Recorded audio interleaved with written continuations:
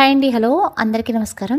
ముందుగా రచయితలు ఎటువంటి అభ్యంతరాలు పెట్టని స్టోరీస్ తీసుకొని చదువుతున్నారండి. ఎవరికైనా ఒక చిన్న అభ్యంతరం ఉన్నా సరే నాకు మెసేజ్ చేస్తారనుకుంటున్నాను. Thank you ma'am. ఇక స్టోరీలోకి వెళ్ళిపోతే, కొబ్బరికాయ తీసుకొని కొడుతున్న భార్యను చూస్తూనే, అరే పసి ఏంటిది, నువ్వు కొడతావా, వద్దు నేను కొడతాను ఇవ్వు అంటూనే ఒంకింత కంగారుగా ఆమె చేతులను కొబ్బరికాయ లాక్కున్నట్లే తీసుకున్నాడు అతను. అయ్యో, కాయ కూడా కొట్టకూడదా, ఈ మాత్రానికి ఏమవుతుంది, మనసులో మురిసిపోతేనే పైకి చిన్నగా మూతి తిప్పింది తపస్వి. అమ్మో, ఒంగోని కొట్టద్దు, అసలు ఈరోజు నీకు బలవంతం మీదే ఇంత దూరం వచ్చి ఇంత కష్టపడ్డావు, ప్రేమగా భార్య వైపు చూస్తూ అన్నాడు. అయ్యో తప్పండి, అమ్మవారి కోసం రావటం కూడా కష్టమేనా, చంపలేసుకోండి అంది. మనం బాగుంటేనే కదా పసి, అమ్మవారైనా అయ్యవారైనా, నువ్వు ఈ పరిస్థితిలో ఈ అడవిలోకి ఇలా రావటం కరెక్ట్ కాదు, నేను వద్దంటే విన్నావు కాదు చిరుకోపతో అన్నాడు ఫణీంద్ర. తప్పండి, మన పెళ్ళైన ఇన్ని సంవత్సరాల తర్వాత అమ్మవారు నన్ను కరుణించింది, మనకి పిల్లలు పుట్టడం లేదని ఎవరో ఈ అమ్మవారి మహిమ గురించి చెప్తే ఎప్పుడో మొక్కున్నాను, నెల తప్పగానే దర్శనం చేసుకుని కాయ కొడతానని ఇదిగో 4 నెలలు వచ్చే వరకు మీరు పడనివ్వలేదు, ఇప్పుడు మొక్కు తీర్చుకొని వెళ్ళిపోయామంటే ఇంకా మీ ఇష్టం, అడుగు వేయాలన్నా మిమ్మల్ని అడిగే వేస్తాను సరేనా, ముచ్చటగా భర్త మొహంలోకి చూస్తూ నవ్వింది. తమ పెళ్ళై 12 సంవత్సరాల నుండి పిల్లలు పుట్టలేదని ఎంత బాధపడినా ఆ బాధ తన మనసుకు చేరకుండా తనని ఎంతో శ్రద్ధగా చూసుకునే భార్యని చూస్తే అతనికి ఎంతో గర్వం. పాలు పసుపు కలిపిన మేనిఛాయ, లేత కనకం రంగు ప్లెయిన్ చీర, నెల తప్పిన నిగారింపుతో ఆనందం కళ్ళల్లో నుండి పెదాల అంచుల వరకు పొంగుతూ ముద్దగా బొద్దుగా కనపడుతున్న ఆమె వైపు గర్వంగా చూస్తూ, లేత నెలల్లో కదలకూడదని డాక్టర్ చెప్పలేదు, అక్కడికి డెలివరీ అయిన తర్వాత వద్దామంటే వినలేదు నువ్వు అంటూ ఒంగోని కొబ్బరికాయ కొట్టి అమ్మవారికి నమస్కరించి అమ్మవారి దగ్గర కుంకుమ తీసి భార్య నుదుటిపై దిద్దాడు ఫణీంద్ర. ఏమండి, ఇలాంటి రోజు వస్తుందని కళ్ళలో కూడా అనుకోలేదు, మీ అమ్మగారు నిజంగా మీకు 2వ పెళ్ళి చేస్తారని భయపడ్డాను, కుంకుమ మాత్రన భర్త చెయ్యి 2 చేతులతో పట్టుకుంటూ కన్నీళ్లతో అంది తపస్వి. పిచ్చిదానా, అమ్మ చేస్తే నేను చేసుకుంటానా, ఏదో తన మాట ఎదురుగా ఎదిరించలేక ఇప్పటి వరకు దాటవేస్తూ రాలేదు, భార్యని పొదువు పట్టుకొని పక్కనే ఉన్న రాయి మీద కూర్చోబెడుతూ అన్నాడు. ఏడీ డ్రైవర్, ఇంకా రాలేదు, చీకటి పడుతుంది, మళ్ళీ ఇప్పుడు బయలుదేరితే కానీ ఎర్లీ మార్నింగ్ ఇంటికి చేరము, కంగారుగా చుట్టూ చూశాడు ఫణీంద్ర. వస్తాలేండి, అయినా వాడికి నిర్లక్ష్యం ఎక్కువైంది, కారులో స్టెఫ్నీ ఉందో లేదో చూసుకోవద్దు, ఇలాంటి చోటుకు వచ్చేటప్పుడు కోపంగా అంది తపస్వి. లేదు పసి, రాత్రే పంచర్ అయితే మార్చి అది గ్యారేజ్లో పెట్టాడు, ఈరోజు ఉదయమే ఇటు బయలుదేరాం, టైం లేదు వాడికి, ఏం కాదులే, ఎంతసేపు వేయించుకుని వస్తాడు, ఈ పాటికి వస్తూ ఉంటాడులే. భార్యని వదిలి ఫోన్ సిగ్నల్ కోసం ఫోన్ పైకైతే చూస్తూ ముందుకు నడిచాడు ఫణీంద్ర.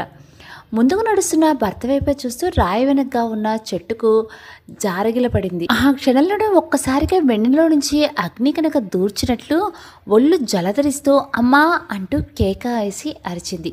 పసి పసి ఏమైంది, కంగారుగా అమ్మవైపు ఒక్క దూకులో వచ్చాడు ఫణీంద్ర. ఏమిటి, నొప్పిగా ఉందండి అని విలవిల్లలాడుతూ రాయి మీద నుంచి కిందకు జారింది ఆమె.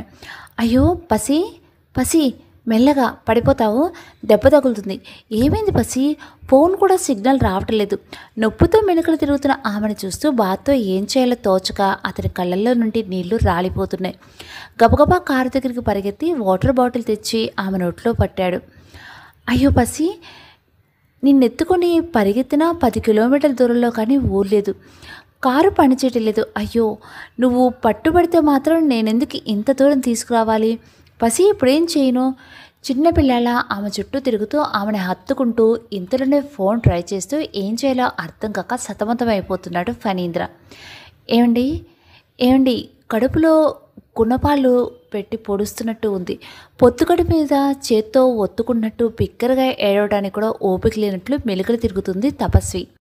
పరుపులపై తప్ప పడుకొని సుకుమారి అలా అడవిలో కటిక నేలపై తండుకుంటూ ఉంటే, పసి కారులోనైనా నిన్ను పడుకోబెడతాను అంటూ ఆమెను 2 చేతులతో పట్టుకొని పైకి లేపాడు ఫణీంద్ర. అంతే, కెవ్వుమన అరుస్తూ అతని కంఠాన్ని గట్టిగా వడిసి పట్టుకుంది ఆమె. చెమటతో తడిసిపోయిన ఆమె శరీరాన్ని చూస్తూ ముందుకు అడుగు వేశాడు అతను. నులివెచ్చని స్పర్శ అతని ప్యాంటు అంచుల నుంచి అతని పాదాలకు తడి అవుతుంది. ఏంటి వసి ఇంత చెమట పుడుతుంది అంటూ ఆశ్చర్యంగా కిందకు చూసి అతని కళ్ళు బయర్లు కమ్మాయి. ఆ సంధ్య వెలుగులో వెచ్చటి నెత్తురు అతని పాదాలని కడుగుతున్నట్టు కింద మడుగు కనపడుతుంది. పసి అతని ఆక్రందన అక్కడ అమ్మవారిని ఇనుమంతైనా కదిలించలేదు. వెంటనే ఆమెని కింద పడుకోబెట్టి పసి పసి అంటూ ఆమె పక్కనే కూలబడిపోయాడు. ఆ బ్లీడింగ్తో నొప్పి మందగించిందేమో. స్పృహ కోల్పోయినట్లు పడి ఉన్న తపస్వి వైపు వెర్రిగా చూశాడు. చేతిలో ₹1,00,000 ఫోను, అక్కడ నిలబెట్టిన 25,00,000 కారు, చెట్టు కింద కొలువే ఉన్న బండరాయికి అమ్మవారు. ఎవ్వరు ఏమీ తన దుస్థితిని తప్పించలేకపోతున్నాయి. పడగలు చాస్తూ వెలుగుని మింగుతున్న చీకటి చుట్టేస్తుంది. వాటర్ బాటిల్లోని నీళ్లతో ఆమె కళ్ళు పెదాలు తడుపుతూ సెకండ్కి ఒక్కసారి పసి పసి అని పిలుస్తూ అలాగే నేలపై ఆ పక్కనే కూర్చుండిపోయాడు. చుట్టూరా వీస్తున్న చల్లటి గాలి మృత్యుస్పరిశలా చీర అడుగున తగులుతున్న వెచ్చటి తడి స్పృహలోకి వస్తున్న ఆమె తల్లి మనసుకు చూడకుండానే అర్థమైపోయింది. ఏరిగోరి గొడ్రాలను తెచ్చుకున్న ఇంటికి ఛీ, పెళ్ళి 12 సంవత్సరాలైంది, ఇంకేం కంటుంది ఇది, ఇంకో పెళ్లి చేసుకోరా అంటే ఈ సంవత్సరం వచ్చే సంవత్సరం అంటూ దాట వేస్తున్నాడు వీడు. కర్ణ కఠోరంగా అత్తగారి మాటలు చెవుల్లో హోరెత్తేస్తున్నాయి. వీడు ఒప్పుకోవాలి కానీ రెండో పెళ్ళైనా బోలెడు మంది క్యూ కడతారు. ఏదో సొమ్ముంది తెల్లతోలుంది అని దీనిని చేసుకుంటే ఇల్లు వల్లకాడైపోయేలా ఉంది. అయినా అమ్మ ఇన్ని సంవత్సరాలు పిల్లలు పుట్టకపోతే కనీసం మొగుడిని ఇంకో పెళ్లి చేసుకోమని చెబుదాం, వాడికో వారసుండి కనమని చెబుదాం అనే బాధ్యత లేదమ్మా నీ కోడలికి. చీచి, ఇంత తోలు మందందేంటి, మనకెట్టా దొరికిందమ్మా. తల్లి అన్నదే చాలని వంతపాడే ఆడపడుచు మాటలు తలలో మత్తెల పోటుల్లా మోగుతున్నాయి. నిస్సత్తువుగా స్వరం కోల్పోయిన బికారిలా కింద కూర్చుండిపోయిన భర్తను చూస్తుంటే ఆమె గుండెలో నుండి పొంగిన దుఃఖం గొంతులో నుంచి హృదయ విదారకంగా బయటపడుతుంది. ఆ హృదయ విదారకమైన ఏడుపుకు ఆ అడవిలో రాళ్ళైనా కరుగుతాయేమో కానీ అక్కడున్న అమ్మవారి పెదాలపై చిరునవ్వు ఇంత కూడా తగ్గలేదు. గుండెలు పగిలేలా వదిసిన భార్యను హృదయానికి హత్తుకున్నాడు అతను. గుండెల్లో ఇంకుతున్న భార్య కన్నీరు అతని కళ్ళల్లో నుండి కారి ఆమె తలను అభిషేకిస్తుంది. అర్ధగంట కాదు, 6 గంటలైనా వారి రోదన అరణ్య రోదనే అయ్యేలా ఉంది. మెల్లగా కంపుకుంటున్న చీకట్లు చూస్తూ ఫణీంద్ర కొంచెం తెప్పరిల్లినట్లు కళ్ళు తుడుచుకొని ఏడు వీడు ఏమైపోయాడు ఇంకా రాలేదని డ్రైవర్ని విసుక్కుంటూ కార్లో ఫ్లాస్కోలో పాలున్నాయి కదా తెస్తానో అంటూ లేచాడు. ఒక్క క్షణం అతని షర్ట్ని గట్టిగా పట్టుకుంది. సంధ్య చీకట్లో కూడా మిలమిలాడుతున్న ఆమె కళ్ళల్లోకి చూస్తూ పసి లాలనగా పిలిచిన అతని గొంతు చీరపోయింది. ఏవండి, అతని హత్తుకొని అతని బుగ్గలపై ముద్దు పెట్టింది. కూర్చో, పాలు తెస్తాను. వెనకాలగా ఉన్న చెట్టు మొదలకు ఆమెను జరిపి కారు దగ్గరకు వెళ్ళి ముందుగా కారు స్టార్ట్ చేసి హెడ్లైట్లు వేశాడు. డిక్కీ ఓపెన్ చేసి బాస్కెట్ తీసి ముందుగా 2 అడుగులు వేస్తూనే ఆమె కూర్చుని వైపు చూసి పసి చుట్టూ చూస్తూ కంగారుగా పిలిచాడు. టాయిలెట్కి వెళ్ళిందా? తనను పిలవకుండా ఇలాంటి పరిస్థితుల్లో ఎలా నిలబడుతుంది అసలు? కంగారుగా చెట్టు వెనక అటు ఇటు చూశాడు. బెత్తరపోయి చుట్టూ చూస్తున్న అతనికి కనపడింది కారు లైట్లు వెలుతురులో చెట్టు అవతలగా దూరంగా తుళుతూ వెళ్తున్న తపస్వి. పసి, ఎక్కడికి పడిపోతావు? గట్టిగా కేక వేస్తూ చేతిలో బాస్కెట్ చూసుకుంటూ కారు వైపు చూశాడు. తెరిచి ఉన్న డిక్కీ చూస్తే అమ్మో, ఈ చీకట్లో ఏదైనా విషపురుగులు దూరుతాయేమో కారులో అనుకుంటూ డిక్కీ వేసి కారు డోర్ సరిగ్గా వేసి బాస్కెట్ చేతిలో పట్టుకొని ఫోన్ సిగ్నల్ చూసుకుంటూనే పసి ఆగు ఆగు అంటూ గట్టిగా కేక వేస్తూ ముందుకు నడిచాడు ఫణీంద్ర. ముందుకు వస్తున్న అతని వైపు చూసి చెయ్యి ఊపుతూ ఈ గొడ్రాలు మీకు వద్దు అంటూ నీరసంగా అరుస్తున్న తపస్వి మాటలకు గాలిలో వాళ్ళు కొంచెంగా అతని చెవులు చేరాయి. ఆ మాటలు అర్థం కాకుండానే ఏ తపస్వి ఆగు, నా మాట విను, ఒక్క ఉదురున ముందుకు పరిగెత్తబోయాడు. అతని పరుగు చూస్తూనే వేగం పెంచింది ఆమె. అతని కఠిన పరిస్థితుల్లోనూ అంత వేగంగా పరిగెడుతున్న ఆ పరుగు ఆమె స్థిర నిశ్చయాన్ని తెలుపుతుంది. తపస్వి, నీ రన్నింగ్ టాలెంట్ ఇప్పుడు చూపిస్తావే, పిచ్చిదాన ఆగు అంటూ పరిగెడుతున్న ఆమెను అందుకోవటానికి పరిగెడుతున్నాడు అతను. తాము వచ్చేటప్పుడు కూడా ఊరు చివరగా పారుతున్న వాగు వైపు పరిగెడుతున్న ఆమెను చూడగానే అతని గుండెలు అవిసిపోయాయి. అప్పటికే ఆకాశం చీకట్లో అలుముతుంటే పౌర్ణమి వెన్నెలగా చిక్కగా వెదజల్లుతున్నాడు పున్నమి చంద్రుడు. కొండల్లో కోణల్లో కురిసిన వానలు జలపాతాలు ఏకమై వాగు రూపంలో నురగలు కక్కుతూ దూరం నుండి తెల్లగా పరవళ్ళు తొక్కుతూ కనపడుతుంది. వాగుపైనున్న వంతెన వైపు లక్ష్యంతో దూసుకుపోతున్న బాణంలా పరిగెడుతుంది ఆమె. పసి పసి అని అరుస్తూ పరిగెడుతున్న అతని కళ్ళల్లోకి ఎదురుగా వంతెన ఆవలి వైపు నుంచి వస్తున్న ఒక ఆకారం అస్పష్టంగా కనపడుతుంది. ఆమెను పట్టుకోండి ప్లీజ్, హెల్ప్ హెల్ప్ ప్లీజ్ అంటూనే వంతెన వైపు దూసుకుపోయాడు. అప్పటికే అక్కడ చేరిన తపస్వి చేతిలో ఒక అమ్మాయి పెనుగులాడుతుంది. ప్లీజ్ లెట్ మీ డై, వదలండి అంటూ అరుస్తుంది. తపస్వి గొంతులా కాకుండా వేరే గొంతులో నుంచి వినపడుతున్న ఆ మాట వినగానే అతను బిత్తరపోయాడు. ఏమండి, తొందరగా రండి, నా వల్ల కావటం లేదు. అప్పటికే పరిగెత్తి పరిగెత్తి అలసిపోయిన తపస్వి వంతెన రైలింగ్ మీద ఎక్కబోతున్న ఆకారాన్ని గట్టిగా కాళ్ళు పెనవేసి పట్టుకుంటూ కిందకి వాలిపోయింది. వంతెన ఎక్కి తూకటానికి ప్రయత్నిస్తూ ఆమె తపస్వి పడిపోవటం, ఇంకా ఆమె కాళ్ళ మధ్య నుంచి కాళ్ళు పొడవునా ప్రవహిస్తున్న రక్తాన్ని చూస్తూ నిర్ఘాంతపోయినట్లు కిందకు దూకి తపస్వి పక్కనే కూలబడిపోయింది. అక్కడ కనిపిస్తున్న విచిత్ర పరిస్థితిని డైజెస్ట్ చేసుకుంటూనే అప్పటికే సిగ్నల్ వచ్చినట్లు టింగ్ టింగ్ అంటూ మోగుతున్న ఫోన్ని అపరిచితుల్లా చేతికి అందిస్తూ, ప్లీజ్ ఇక్కడ ఏదైనా చిన్న ఫస్ట్ ఎయిడ్ సెంటర్ ఉంటే కానీ ఫోన్ చేసి ఏదైనా వెహికల్ పంపనండి, పిక్ ఇప్పటికే చాలా బ్లడ్ పోయింది అంటూనే రెండు చేతులు తపస్విని ఎత్తుకొని వంతెన అవతలగా ఉన్న చిన్న ఊరి వైపు పరిగెత్తడం మొదలుపెట్టాడు ఫణీంద్ర. అనుకోకుండా అంత నిర్మానుషణ ప్రాంతంలో సమయం కాని సమయంలో అలాంటి విపత్కర పరిస్థితుల్లో కనపడుతున్న ఆ ఇద్దరి వైపు ఆశ్చర్యంగా చూస్తూ, నాది ఈ ఊరు కాదండి, ఎవరి నెంబరు ఏమో నాకు తెలీదు, ఏదైనా వెహికల్ ఎదురవుతుందేమో చూద్దాం అంటూ అతనిచ్చిన ఫోన్ అందుకొని అతని కింద పెట్టిన బాస్కెట్లో పడేసి బాస్కెట్ పట్టుకొని వడివడిగా అతనిని అనుసరించింది ఆమె. ఆ గదిలో గడ్డకట్టిన మౌనం సీలింగ్ ఫ్యాన్ మోతతో చిలుకుతున్నట్లుగా ఉంది. పెచ్చిలుడుతున్న గోడలపై నవ్వుతున్న చిన్నపిల్లల పోస్టర్లు ఆ ప్రైవేట్ నర్సింగ్ హోమ్ బీదతనాన్ని కళాత్మకంగా చూపిస్తున్నాయి. ఫణీంద్ర కళ్ళు బెడ్పై పడుకున్న తపస్వి వైపు తిరిగాయి. కనకాంబర రంగు చీర స్థానంలో వంటిని చుట్టుకుని వెలిసిపోయిన నైటీ, పచ్చటి చేతికి కఠినంగా పొడిచిన ఐవీ నీడిల్ నుంచి ఎక్కుతున్న డ్రిప్. తపస్వి పక్కనే డ్రిప్ ఎక్కుతున్న తపస్వి చేయి గట్టిగా పట్టుకుని కూర్చున్న ఆ వైపు తిరిగింది అతని చూపు. రాత్రి జరిగిన సంఘటన మళ్ళీ తాజాగా అతని మనసులో మొదలైంది. ఫణీంద్ర వెనకాలే పరిగెడుతున్న ఆమె దారిలో వస్తున్న ఆటోకు దాదాపు అడ్డం పడినట్లే దాని ముందుకు వెళ్ళిపోయి ఆపింది. ప్లీజ్ అన్నా, అర్జెంటుగా ఇక్కడ ఏదైనా హాస్పిటల్ ఉంటే తీసుకెళ్ళన్నా, రిక్వెస్ట్గా అంటూ జబర్దస్త్గా ఆటో డ్రైవర్ పక్కనే కూర్చొని ఫణీంద్ర వైపు చూసి, రండి రండి, ఆమెని సీట్లో పడుకోబెట్టి మీరు కూడా పక్కన కూర్చోండి అంటూనే, అన్నా తొందరగా తీసుకెళ్ళన్నా డ్రైవర్ వైపు తిరిగి చెప్పింది. వాళ్ళ పరిస్థితి చూస్తూనే అర్థం చేసుకున్న ఆటో డ్రైవర్ వేగంగా ఆటోని ఊళ్ళోకి పోనించాడు. ప్రాథమిక ఆసుపత్రి అనే బోర్డు ఉన్న చిన్న గది ముందు ఆపాడు ఆటో డ్రైవర్. సార్, ఈ ఊర్లో ఇదే ప్రభుత్వ ఆరోగ్య కేంద్రం, గవర్నమెంట్ నర్స్ మాత్రమే ఉంటుంది ఇక్కడ, ముందు ఇక్కడ ఫస్ట్ ఎయిడ్ చేయించుకోండి, ఈలోగా నేను ఈ ఆటో ఇచ్చేసి నా ఫ్రెండ్ ట్యాక్సీ ఉంది తెస్తాను, ఇక్కడికి దగ్గరలో ఉన్న చిన్న బస్తీలో నర్సింగ్ హోమ్ ఉంది, అక్కడికి తీసుకువెళ్దాం అంటూనే హడావుడిగా తపస్వి ఆ గదిలోనికి పట్టడానికి సాయం చేసి తపస్విని లోపల ఉన్న ఒకే ఒక బెడ్ మీద పడుకోబెట్టి వెళ్ళాడు అతను. స్పృహలో లేని తపస్విని చూస్తూ ఏం చేయాలో కర్తవ్యం తోచని వాడిలా బయట ఉన్న బల్లపై కూలబడ్డాడు ఫణీంద్ర. అమ్మా, మీరు రండి, కొంచెం సాయం చేద్దరు. ఆ ప్రాథమిక ఆసుపత్రిలో ఉన్న ఒకే ఒక గ్రామ సేవిక ఆ అమ్మాయిని లోపలికి పిలిచింది. ధైర్యంగా ఉండండి, ఏం కాదు, మెల్లగా ఫణీంద్రకు చెప్పి లోపలికి వెళ్ళింది ఆమె.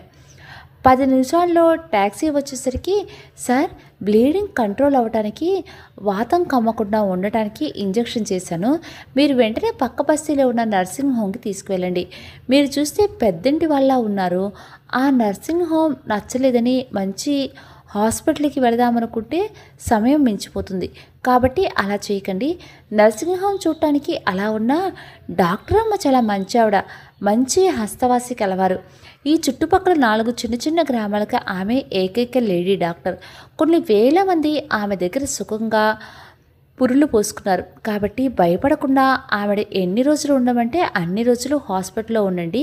మీ భార్య ప్రాణానికి వచ్చిన ప్రమాదం ఏమీ లేదు. ధైర్యంగా ఉండండి. డీలా పడిపోయిన ఫణీంద్ర వైపు చూస్తూ ధైర్యం చెప్పింది గ్రామసేవిక. భార్యను చేతిలోకి తీసుకుంటూ ఆమె వంటిపై ఉన్న నైటీ వైపు విచిత్రంగా చూశాడు అతను.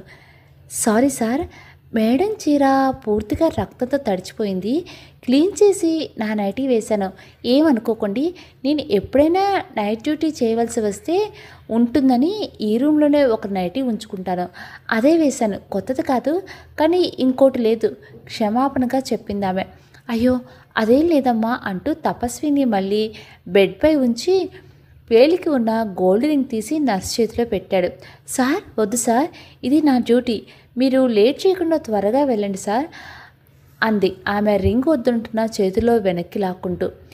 ప్లీజ్ లేట్ కాకుండా తీసుకోమ్మా అంటూ బలవంతంగా ఆమె చేతిలో రింగ్ పెట్టి వెంటనే తపస్విని 2 చేతులతో జాగ్రత్తగా పట్టుకుని బయటికి వచ్చి అప్పటికే డోర్ తెరిచి ఉన్న కారు వెనక సీట్లో ఆమెని పడుకోబెట్టి పక్కనే కూర్చున్నాడు. అప్పటికే కార్ స్టార్ట్ చేసిన డ్రైవర్ పక్క సీట్లో హడావిడిగా కూర్చుంది ఆమె. హలో హలో ఏండి ఫోన్. గట్టిగా ఆ మాట వినపడంతో ఈ లోకంలోకి వచ్చాడు ఫణీంద్ర. ఫోన్ రాత్రి నుంచి మోగుతూనే ఉంది. రాత్రంటే హడావుడిలో పట్టించుకోలేదు. ఇప్పుడైనా ఆన్సర్ చేయండి చేతిలో ఫోన్ చూపిస్తూ చెప్పింది ఆమె. ఫోన్ తీసుకుంటూ కిటికీల నుండి బయటకు చూశాడు ఫణీంద్ర. అప్పుడే ఉదయిస్తున్న సూర్యుడు పసి బాలుళ్ళ తేజస్సుగా కనబడుతున్నాడు. సార్ సార్ ఎక్కడున్నారు సార్? రాత్రి నుంచి ఫోన్ లిఫ్ట్ చేయడం లేదు. ఫోన్లో నుండి డ్రైవర్ గొంతులో ఆపుకోలేని భయం వినపడుతుంది. రాత్రి అంత లేట్ చేసేవెందుకు? కఠినంగా పలికింది ఫణీంద్ర గొంతు. లేదు సార్, చీకటి పడే సమయానికి అటు అడవి వైపు ఆటో వాళ్ళు ఎవరు రామన్నారు. అందులోనూ పౌర్ణం కాబట్టి రాత్రి సమయంలో అమ్మవారి గుడి వైపు అస్సలు రారట. కనీసం వాగు దగ్గర వంతెన వరకైనా దింపండి అని అడిగి వంతెన దగ్గర నుంచి కారు దగ్గరకు టైర్ తీసుకుంటూనే నడుచుకుంటూ వచ్చాను సార్. అప్పటికే 8 అయింది. మీరు లేరు. టైర్ ఫిట్ చేసి అక్కడే మీకోసం చాలాసేపు వెతికాను. చీకటి పడేసరిగా ఊళ్ళోకి వెళ్ళారేమో అనుకుని మీకోసం ఈ వాగు దగ్గర కూర్చొని మీ ఫోన్ ట్రై చేస్తూనే ఉన్నాను సార్. డ్రైవర్ గొంతులో ఏడుపు ఒక్కటే తక్కువగా ఉంది. బలవంతంగా నిట్టూర్పు ఆపుకొని భార్య వైపు చూశాడు. అతని మాటలకు అప్పుడే కళ్ళు తెరుస్తూ ఫనీ అంది తపస్వి. ఆమె నుదుటిపై చేయి వేసి నిమురుతూ, ఫోన్లో సర్లే, చీకటి పడిపోయినా నువ్వు రాలేదని వాగు దగ్గర వరకు నడుచుకుంటూ వచ్చి నీకోసం ఎదురు చూస్తున్న టైంలో అనుకోకుండా నా ఫ్రెండ్ కలిశాడు. వాళ్ళ కారులో వాళ్ళ ఫామ్ హౌస్ వెళ్ళాము. ఇక అక్కడ పార్టీ, ఇక ఆ సందట్లో నీకు ఫోన్ చేయటం మర్చిపోయాను. నా ఫోన్ కూడా చూసుకోలేదులే. నువ్వు కారు వేసుకుని ఇంటికి వెళ్ళిపో. మేము ఇక్కడ 2 రోజులు ఉండి వస్తాం. నా ఫ్రెండ్స్ డ్రాప్ చేస్తాడులే. అమ్మకు చెప్పు అని ఫోన్ పెట్టేశాడు. అలసటతో అల్లల్లాడుతున్న కనురెప్పల్ని విప్పారిస్తూ అబద్ధం చెప్తున్న అతని వైపు చురుగ్గా చూసింది ఆ అమ్మాయి. చురుక్కున గుచ్చిన ఆమె చూపుల్ని గమనిస్తూనే సూటిగా ఆ వైపు చూశాడు ఫణీంద్ర. చటుక్కున కళ్ళు వాల్చుకుని తపస్వి చేతి వైపు చూసింది ఆమె. భర్త వైపు నీరసంగా కళ్ళెత్తి చూస్తూ, ఎందుకండి డ్రైవర్కి అబద్ధం చెప్పారు? వాడు కూడా ఇక్కడికి వస్తే బయట ఏమైనా తేవడానికి మీకు కొంచెం సాయంగా ఉండేవాడు కదా ఈ ఊరు కాని ఊళ్ళో అడిగింది తపస్వి. ఈ ఇయర్ మన పెళ్లి రోజు నాడు అమ్మా నాన్న అన్న మాటలు మర్చిపోయావా? భార్య వైపు చూస్తూ గంభీరంగా అడిగాడు ఫణీంద్ర. ఉలిక్కి పడింది తపస్వి. కోపంతో కంగుమంటున్న అత్తగారి ప్రమీలాదేవి గొంతు చెవుల్లో గింగురాలు తిరుగుతుంది. ఈ పెళ్లి రోజుతో పెళ్ళే ముచ్చటగా పుష్కరం దాటింది. కానీ ఇంతవరకు దీని కడుపున ఒక్క నలుసు కూడా లేదు. పెద్దడా ఇంతకు ముందులా బతిలాటలేదు. సీరియస్గా చెప్తున్నా, మళ్ళీ వచ్చే మీ పెళ్లి రోజుకి దీని చేతిలో బిడ్డ ఉండాలి. లేదా కనీసం తపస్వి నెల తప్పైనా ఉండాలి. లేదంటే ఈసారి నేను తీసుకునే నిర్ణయం చాలా తీవ్రంగా ఉంటుంది. ఆ మాట మనసులో మెదులుతూనే అందుకే మీకు దూరం అవ్వాలి అనుకుంటున్నాను. రాలుతున్న కన్నీళ్లు రెప్పలతో ఆర్పడానికి ప్రయత్నిస్తూ అంది. వీళ్ళ మాటలు వింటూనే గబుక్కున ఈ లోకంలోకి వచ్చినట్లు నేను వెళ్తానిక టక్కును లేచింది ఆ అమ్మాయి. ఎక్కడికి? మళ్ళీ వాగు దగ్గరికా? తను కూడా పైకి లేస్తూ పదునుగా అన్నాడు ఫణీంద్ర. కాదు, కళ్ళు వాల్చుకుంటూ అంది. నా టెన్షన్లో నేనుండి అసలు నిన్నేం అడగలేదు. అసలు మీది ఆ ఊరే కాదన్నావు, ఎక్కడి నుంచి వచ్చావు అక్కడకు, ఎందుకు చనిపోవాలనుకుంటున్నావో అడిగాడు ఫణీంద్ర. అది మీకు అనవసరం, ఇప్పుడు నేనేం చనిపోను, వెళ్తాను అంది గుమ్మం దగ్గరికి వెళుతూ. టక్కున ముందుకు నడిచి తలుపు గడియ వేసి అడ్డం నిలబడి, నేను నమ్మను, నువ్వు వెళ్ళడానికి వీల్లేదు, నువ్వెవరో చెప్పు సీరియస్గా అన్నాడు. మీరెవరండి నన్ను వెళ్ళొద్దంటానికి, నాకేమవుతారో నన్ను ఆపడానికి, అడ్డు తప్పుకోండి తీవ్రంగా అంది ఆ అమ్మాయి. ఎవరినా చిన్నగా నవ్వాడు అతను. నువ్వు ఎవరవని నీ జీవితాన్ని, నీ సమస్యను, నీ చావును కూడా వదిలి ఆపదలో మా వెంట వచ్చేసావు. మీరిద్దరూ ఒకరికొకరు ఏమవుతారని, ఎవరు వాళ్ళు చనిపోతామన్న ఆలోచనతో ఉండి కూడా పక్కన వాళ్ళని కాపాడుకున్నారు మృదువుగా అడిగాడు. జవాబు చెప్పనట్లు కళ్ళు వాల్చుకొని, అయినా సరే నేను వెళ్ళిపోతాను పెంకిగా అంటున్న ఆ కంటిలో చిన్న చీర. ఆప్యాయంగా ఆమె చెయ్యి అందుకున్నాడు అతను. కళ్ళెత్తి పరీక్షగా చూశాడు ఆమెని. సాధారణంగా కనిపిస్తున్న గ్రీన్ కలర్ చుడీదార్లో అద్వితీయమైన అందంతో కనిపిస్తుంది ఆమె. నిద్రలేక అలసిపోయిన వాలిపోతున్నట్లు కనురెప్పలు ఎక్కుపెట్టిన విల్లులా ఉన్నాయి. రోషంతో ఎగిసిపడుతున్న సన్నటి ముక్కు కొన ఎర్రబడి ముచ్చటైన చిలుకను గుర్తు చేస్తుంది. దుఃఖమో కోపమో తెలియకుండా అదురుతున్న పెదాలు ఎప్పుడో తేనె తాగి తుడుచుకోవటం మర్చిపోయినట్లు ఎర్రగా జ్యూసీగా మెరుస్తున్నాయి. తనకు ధీటుగా తనంత ఎత్తుతో కనబడుతున్న ఆమెకి ముచ్చటగా చూశాడు. చూడమ్మా, నీ వల్లే నా భార్య నాకు దక్కింది. నీ రుణం ఈ జన్మలో తీర్చుకోలేను. కానీ నువ్వెందుకు చనిపోవాలనుకుంటున్నావో, నీ ప్రాబ్లం ఏంటో చెప్పు, నేను ఏదో ఒక సొల్యూషన్ చూస్తాను. ప్లీజ్ నువ్వు వెళ్ళొద్దు అంటూ ఆమెను ముందుకు తీసుకుని వచ్చి ఆమె చేతిని తపస్వి చేతిలో ఉంచాడు. తపస్వి కాసేపు మన సమస్యను పక్కన పెట్టి ఈ అమ్మాయి సమస్య ఏంటో చూద్దాం అన్నాడు. చెప్పమ్మా. తనకన్నా కనీసం 7-8 సంవత్సరాలు చిన్నగా కనపడుతున్న ఆ వైపు చూసింది తపస్వి. ప్లీజ్ చెప్పమ్మా, ఆమె చేతిని ఆత్మీయంగా తడుముతూ అడిగింది. ఆ మాత్రం ఆదరణకే ఆమె కళ్ళల్లో కన్నీళ్లు తిరిగాయి. మీ ప్రాబ్లం అనావృష్టి అయితే నా ప్రాబ్లం అతివృష్టి. పెళ్లి కాకుండా నేను తల్లిని కాబోతున్నాను. తప్పు జరిగిపోయిందని ఆరళ్ళు పెట్టే అన్నా వదిలినే కానీ కడుపులో పెట్టుకునే తల్లిదండ్రులు లేరు. జలజలా కారుతున్న కన్నీళ్లు తుడుచుకుంటూ అంది. అయ్యో, మరి దీనికి కారణమైన వాడు పెళ్లి చేసుకుంటాను అనలేదా? కంగారుగా ప్రశ్నించింది తపస్వి. సమాధానం చెప్పడం ఇష్టం లేనట్లు మౌనంగా తల వంచుకుంది ఆమె. మరి అభాషం చేయించుకొని నీ బతుకు నువ్వు బతకలేవా? దీనికోసం నిండు ప్రాణం తీసుకోవాలా? కోపంగా అన్నాడు ఫణీంద్ర. ఆమె పెదాల చివర మెలితిరిగిన నవ్వుకి అర్థం ఏంటో అర్థం కాలేదు అతనికి.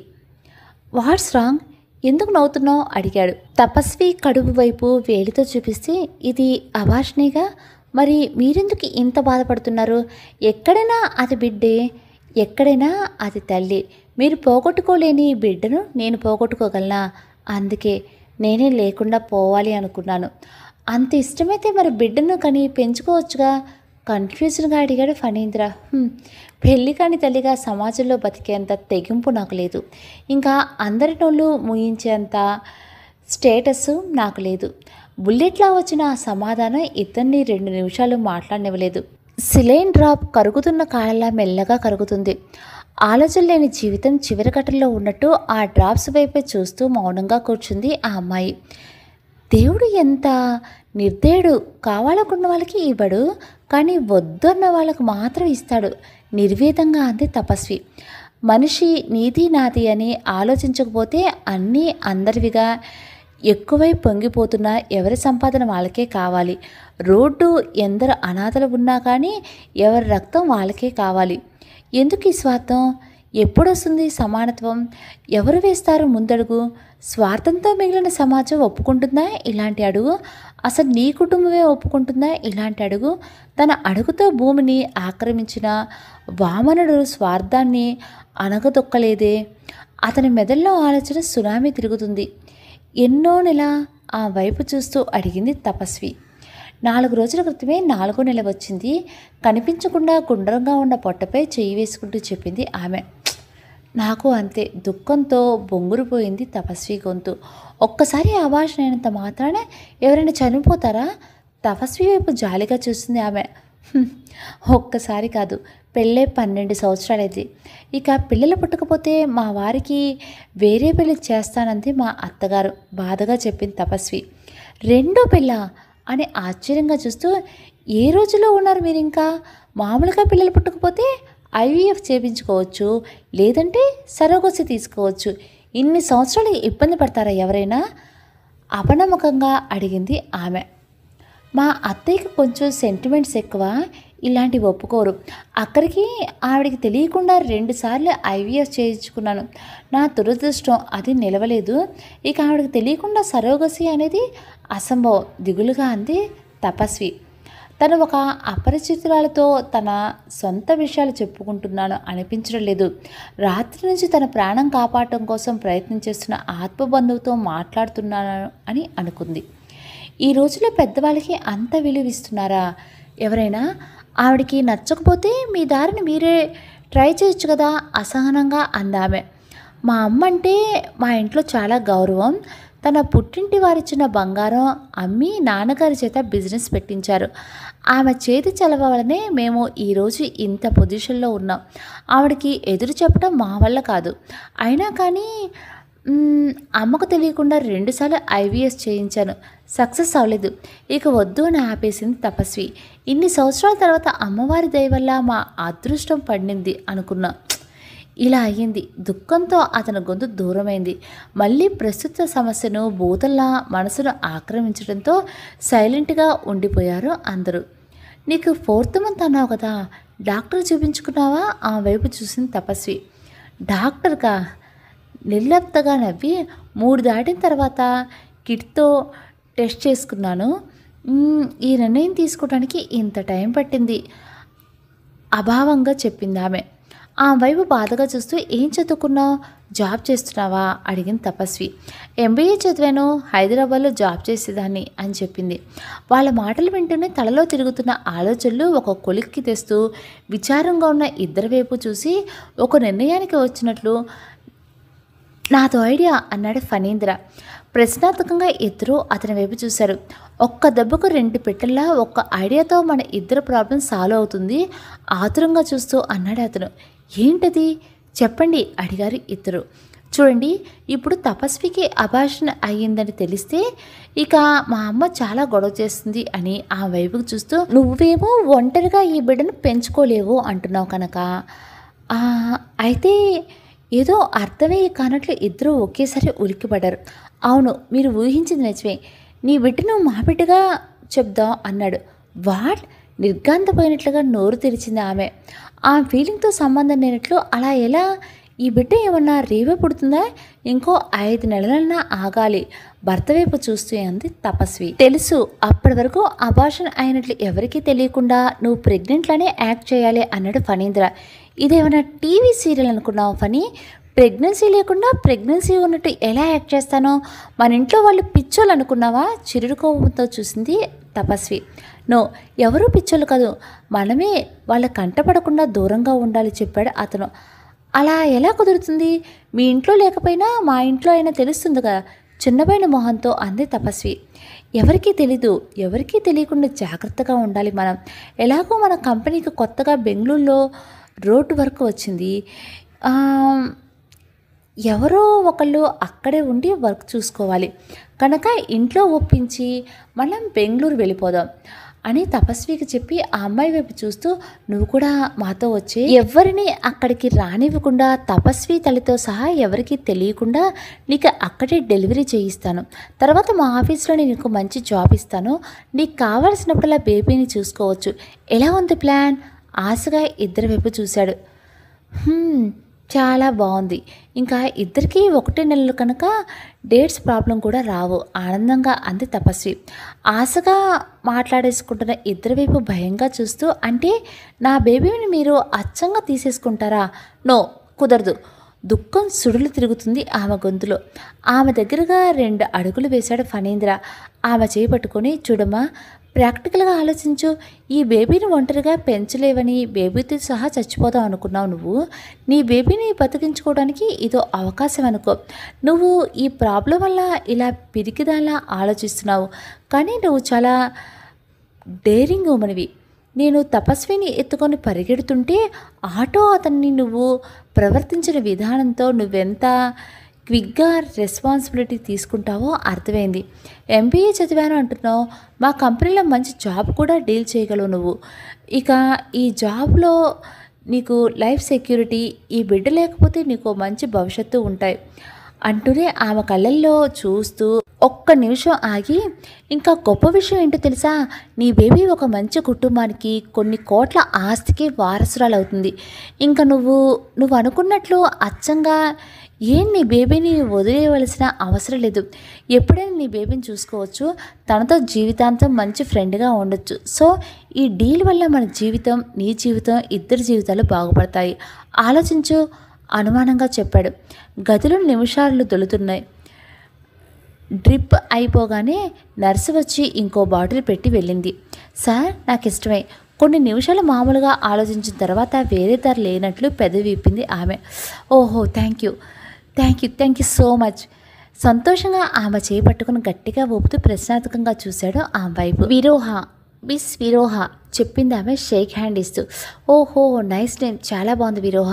నిజంగా నువ్వు మాకు కలవటం మా అదృష్టం. నేను కూడా కదా అందామె ఒక్కసారిగా బావురుమంటూ. ప్లీజ్ విరోహ ఏడవకు. తను కూడా ఏడుస్తూ రెండో చెయ్యి పైకి లేపుతూ అంది తపస్వి.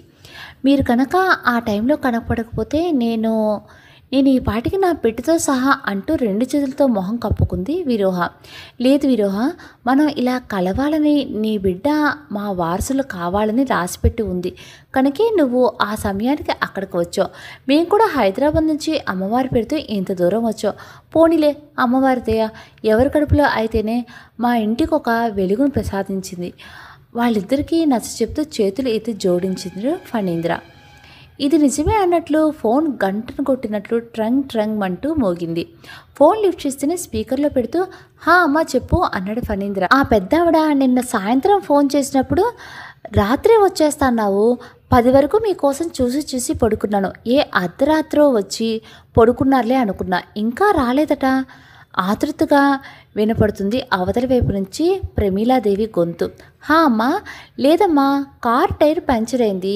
ఇంతలో మా ఫ్రెండ్ కనపడితే వాడి ఫామ్ హౌస్లో ఉన్నా, రాత్రి ఫోన్ చేద్దామని కూడా పడుకొని ఉంటావులే అని డిస్టర్బ్ చేయటం ఎందుకని ఊరుకున్నా. ఇదిగో ఇప్పుడే లేచాము, నీకు ఫోన్ చేద్దాను ఫోన్ చేతిలోకి తీసుకున్నాను. ఇంతలో నువ్వే చేశావు నమ్మకంగా చెప్పేస్తున్నాడు ఫణీంద్ర. సర్లే తపస్వి ఎలా ఉంది? జర్నీలో ఏం టైర్డ్ అవ్వలేదు కదా? ఒకసారి ఫోన్ ఇవ్వా అందావిడ. ఇక్కడ లేదమ్మా, వేరే రూమ్లో పడుకుంది, లేచిందో లేదో తర్వాత చేయిస్తాలే. అమ్మా మేము రావడానికి ఇంకా 2-3 రోజులు టైం పట్టచ్చు. వీడు గొడవ చేస్తున్నాడు ఉండమని. మన డ్రైవర్ని కారిచ్చి పంపించేసానులే, నువ్వు కంగారు పడకు, మేము నిజంగా వస్తాం సరేనా అన్నాడు. అదేంట్రా, అదేమన్నా ఉత్త మనిషా? ఎక్కడ పడితే అక్కడ ఉండిపోవటానికి దానికి కంఫర్ట్గా ఉండొద్దు. నీ సరదా కోసం దాన్ని ఇబ్బంది పెడతావా? పోనీ కార్లో దాన్ని ఒక్కదాన్ని నా పంపించేయాల్సింది. ఎలా ఉందో ఏంటో, అసలే తన ఇబ్బంది నోరు విప్పి చెప్పదు. ఆతృతగా వినిపిస్తుంది ఆమె గొంతు. అత్తగారి గొంతులో కేరింగ్ వింటూనే వస్తున్న ఏడుపును ఆపుకోనేట్లుగా వెక్కి ఏడుస్తుంది తపస్వి వైపు కంగారుగా చూసి, అమ్మా నేను పసితో ఫోన్ చేయిస్తారే, సరే బాయ్ అంటూ ఫోన్ పెట్టేశాడు ఫణీంద్ర. మీ అత్తగారు మంచివారే, మీరంటే ప్రేమే, మరెందుకు సార్ మళ్ళీ పెళ్లి చేస్తామంటున్నారు? ఆశ్చర్యంగా చూసింది విరోహ. చిన్నగా నవ్వాడు అతను. మంచివారే, ఎవరైనా తను అనుకున్నది జరగనంత వరకు మంచివారే, తమ ఆలోచనలు వ్యతిరేకంగా జరగనంత వరకు మంచివారే. తన వరకు మామూలుగా తపస్వి అంటే వ్యతిరేకత ఏం లేదు, తమ వంశానికి వారసులు ఖచ్చితంగా కావాల్సిందే అనే సగుట మానవత్వం ఉన్న అత్తగారు అంతే. కోడలు వారసుల్ని ఇస్తుంది అంటే ప్రేమిస్తుంది, లేదంటే వారసుడి కోసం ఇంకో కోడలు కూడా తెచ్చుకోగలిగినంత ఉదారమైన మనిషి. ఇక్కడ పరిస్థితులకే ప్రాధాన్యత కానీ మనుషులకి వాళ్ళ మనసులకి కాదు. అతని మాటల్లో వాస్తవికత పట్ల వ్యంగ్యం వినిపిస్తుంది. తప్పే ఉందండి, ఎప్పుడూ తన కుటుంబం ఉన్నతి కోసమే ఆలోచించే మనిషికి ఆ మాత్రం ఆశ ఉండటం దురాశ కాదు కదా, కళ్ళు తుడుచుకుని అంది తపస్వి. అదే తప్పు లేదు అంతే, అందుకే నా బాధ ఆవేదనగా నుదురు మీద వేళ్లతో రుద్దుకున్నాడు. ఓకే సార్, లీవ్ ఇట్, అంతా అయిపోయింది కదా, మీరు అనుకున్న ప్లాన్ జరిగితే అంతా హ్యాపీనే కదా అంది విరోహ చిరునవ్వుతో. అవును జరిగితే హ్యాపీనే, కానీ పెళ్ళైన 4-5 సంవత్సరాల వరకు ఏ హ్యాపీగా ఉన్నామో ఇక తర్వాత కూడా ఇన్ని సంవత్సరాలుగా మేము కుమిలిపోని క్షణం లేదు. ఇప్పుడైనా మనం అనుకున్నది అనుకున్నట్లు జరిగితే ఓకే, కానీ ఎంతవరకు సక్సెస్ అవుతామో బాధగా భార్య చేతిలోకి తీసుకున్నాడు. అవుతుందిలేండి అని భర్తకు ధైర్యం చెప్తూ టాపిక్ మరల్చాలి అన్నట్లు, విరోహ ఏ ఊరు నీది? నువ్వు మా వెంట వచ్చేస్తే రేపు మీ వాళ్ళు వెతుకుతుంటే ఏం ప్రాబ్లం కాదు కదా అనుమానంగా అడిగింది తపస్వి. నో మేడం, వాళ్ళకు జాబ్ వచ్చిందని చెప్పిన సర్టిఫికెట్స్ తీసుకుని వచ్చేస్తాను. వాళ్ళకు నా బాధ్యత లేకపోతే చాలంతే. నేను ఎక్కడున్నా ఎలా ఉన్నా వాళ్ళకి బాధేం లేదు అన్నావదిని తలుచుకుంటూ బాధగా అంది విరోహ. సరే అయితే ఫణి నీకు తోడుగా వస్తాడు, వెళ్ళి లగేజ్ తెచ్చుకో. ఏ ఊరు? ఇక్కడి నుంచి ఎంత టైం పడుతుంది అడిగింది తపస్వి. అవసరం లేదు మేడం, మా ఊరు ఇదే, ఇక్కడి నుంచే వాగు దగ్గరికి వచ్చా నేను అంటూ తప్పు చేసినట్లు తల వంచుకొని నేను వెళ్ళి లగేజ్ తీసుకుని వచ్చేస్తాను, ఇక్కడి నుండి వెళ్ళిపోదాం చెప్పింది విరోహ. ఒక్కదానివేనా అనుమానంగా చూశాడు ఫణీంద్ర. భయపడకండి సార్, మీకోసం కాదు నా పాప బంగారు భవిష్యత్తు కోసం వస్తాను చెమర్చిన కళ్ళు తుడుచుకుంది విరోహ. ఎప్పుడు ఏ పరిచయం ఎందుకు అవుతుందో, ఎప్పుడు ఏ బంధం ఎందుకు ముడిపడుతుందో సృష్టిస్తున్న ఆ క్షణానికి తెలీదు తానే కథకు మూలం అవుతానని. వాళ్ళు ఎక్కిన కారు ఒక రాజప్రసాదం లాంటి ఇంటి ఆవరణలోనికి తిరిగింది. పెహరీ సింహం ద్వారం నుండి లోపలికి ఇంట్లోకి వెళ్లే దారికి ఇరువైపులా ఆవరణకు అటు ఇటు ఉన్న గార్డెన్ను కాపలా కాస్తున్నట్టుగా తలెత్తి టీవీగా నిలబడి ఉన్న అశోక చెట్టు వీరికి స్వాగతం పలుకుతున్నట్లు తలలు ఊపుతున్నాయి. కారు అద్దాల్లో నుంచి రంగులు రంగులుగా రోజ్ పార్కుని మించిన అందంతో విరిసిన గులాబీ తోట అశోక చెట్ల వెనుగ్గా కనపడుతుంది.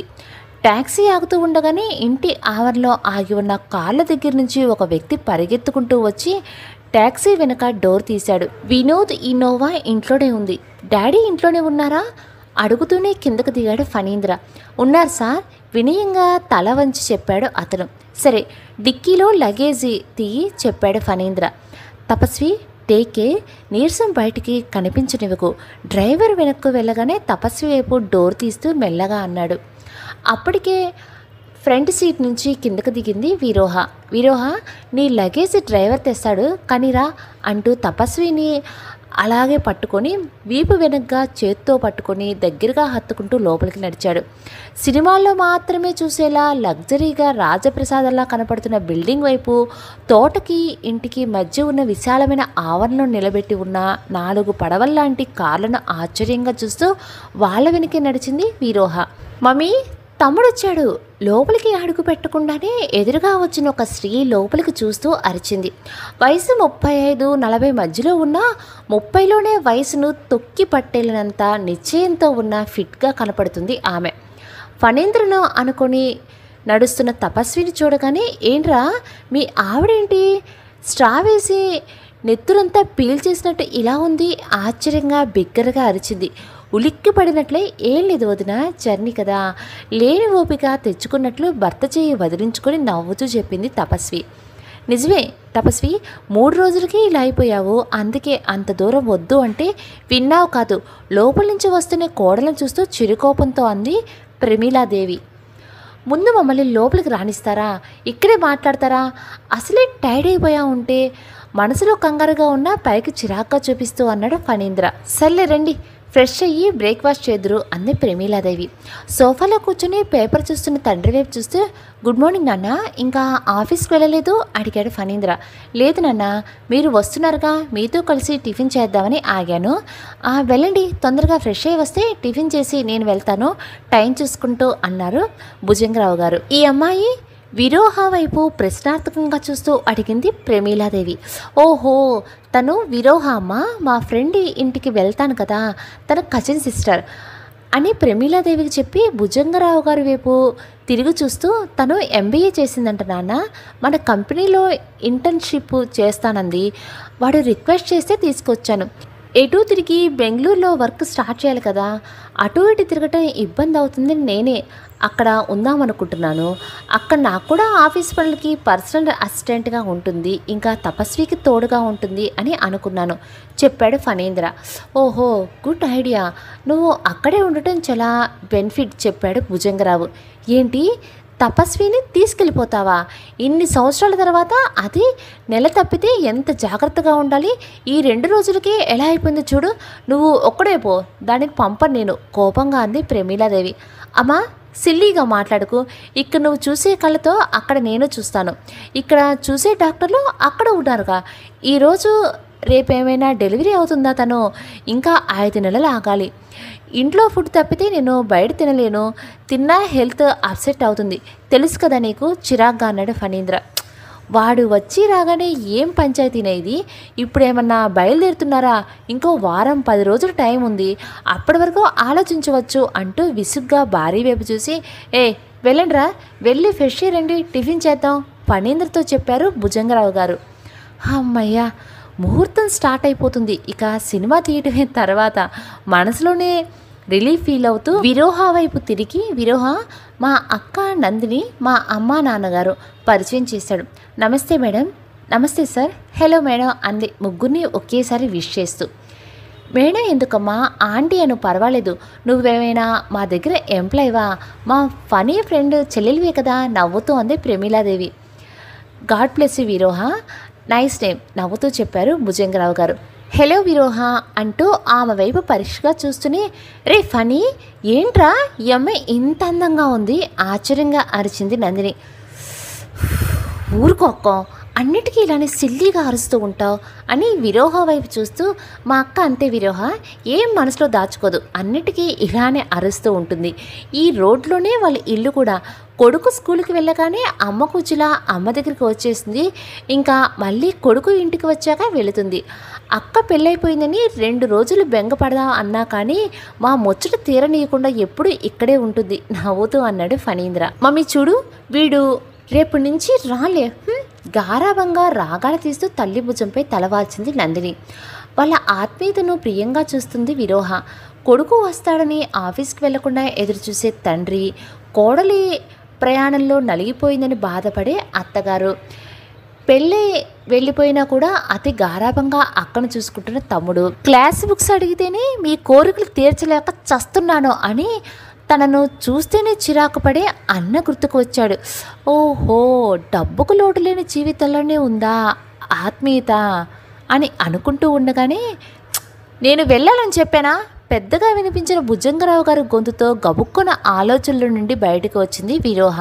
ఆ కేకతో, ఓకే ఓకే నానా, తపస్వి పద, విరోహ నీకు గెస్ట్ రూమ్ కూడా పైనే ఉంది రండి అంటూ మెట్ల వైపు నడిచాడు ఫణీంద్ర. అత్తయ్య 5 మినిట్స్లో వచ్చేస్తాను, వడ్డించేద్దాం అంటూ లేని ఉత్సాహాన్ని తెచ్చుకుంటూ ఫణీ వెనకే నడిచింది తపస్వి. డ్రైవర్ తెచ్చిన బ్యాగ్ అందుకొని వారి వెనకే నడిచింది విరోహ. బెంగళూరు ఇండియన్ సిలికాన్ వ్యాలీగా పేరు పొందిన బెంగళూరు గ్రీన్ సిటీ అనే పేరుగా కూడా సార్థకం చేసుకున్నట్టు పచ్చగా కనపడుతుంది. తెల్లవారుతున్న బెంగళూరు సిటీని మంచు దుప్పటి మత్తుగా కౌగులించుకున్నట్లు కారులో నుంచి మంచు తెల్లగా కనపడుతుంది. విండో ఓపెన్ చేసి చూస్తుంటే లోపల ఉన్న ఏసీని మించి చల్లటి గాలి జిల్లు అనిపిస్తుంది. ఎంత ప్లెజెంట్గా ఉంది మనసు. సేఫ్గా తను వెళుతున్న కారు, ఇప్పటి వరకు తను ఎక్కి వచ్చిన ఫ్లైట్లు చుట్టూ తనకు కవచల్లా తపస్వి ఫణీంద్రలు. ఇలా లగ్జరీనెస్తో ఒక్కసారిగా తన జీవితం మారిపోయినట్లు కనిపిస్తుంది. ఎందుకో మనసు తనువు తేలిగ్గా ఊహలూగుతున్నట్లు అనిపిస్తుంది. ఈ సంతోషం, ఈ అదృష్టం తనదేనా? పక్కున చెట్టుకొమ్మ పట్టుకున్న ఊయలు గింగురాలు తిరుగుతున్నట్లు మనసు పల్టీలు కొడుతుంది. ఎన్ని నెలలు? మహా అయితే 5 నెలలు, ఇంకా ఎక్కువ ఉంటే 6 నెలలు. అప్పుడు ఈ కడుపులో బేబీతో పాటు ఈ జీవితం కూడా నాది కాదు. మళ్ళీ హాస్టల్, ఉద్యోగం, శాలరీ కోసం ఎదురుచూపులు, అంతేనా? అలా కూడా తన బ్రతుకు తను బ్రతుకుతుంటే వదలదే ఈ లోకం, వదలరే ఈ మగాళ్ళు. వర్ధన్, ఆమె కళ్ళు కసిగా ఎరుపెక్కాయి. చుట్టూ ఉన్న ప్రశాంతకరంగా ఉన్న వాతావరణం మొత్తం మారిపోయి అగ్నిపర్వతం మీద కూర్చున్నట్లు మనసు, శరీరం బగబగా మండిపోతుంది. తన జీవితానికి తను దూరం అవడానికి కారణం వర్ధన్ కదూ, తను చనిపోవడానికి కూడా కారణం వర్ధన్ కదూ, తన బిడ్డను తను దూరం అవడానికి కారణం వర్ధన్ కదూ, తను ఇలాంటి పరిస్థితిలో పడిపోవడానికి కారణం వర్ధన్ కదూ. వర్ధన్ నిన్ను పెళ్లి చేసుకుంటాడు అనుకుంటున్నావా? నీ జీవితం ఎంత? ఆఫ్టర్ ఆల్ వాళ్ళ ఇంట్లో పని మనిషికి హోమ్ మేడ్ అనే స్టైలిష్ పేరుతో ఇంకా ఎక్కువ జీతం ఇస్తారేమో. అలాంటి నిన్ను పెళ్లి చేసుకుంటాడా? అజంతా బొమ్మల ఎర్రగా బుర్రగా ఉన్నావు, అనుకోకుండా విందు భోజనంలో దొరికావని కమ్మగా జురేసుకుని తిని వెళ్ళిపోయాడు. అంతేకాని మళ్ళీ వచ్చి నిన్ను పెళ్లి చేసుకుంటాడా? స్టూపిడ్. తేజస్విని గొంతు చెవుల్లో వెటకారంగా వినపడుతుంది. ఆమె చెవుల్లో సముద్రపు హోరు, మెదల్లో సునామీలా విస్ఫోటనాలు, మనసులో అగ్నిపర్వతాలు. స్టూపిడ్ అంటూ వర్ధన్ తేజస్విని పక్కపక్క నవ్వుతూ తన చుట్టూ తిరుగుతున్నారు.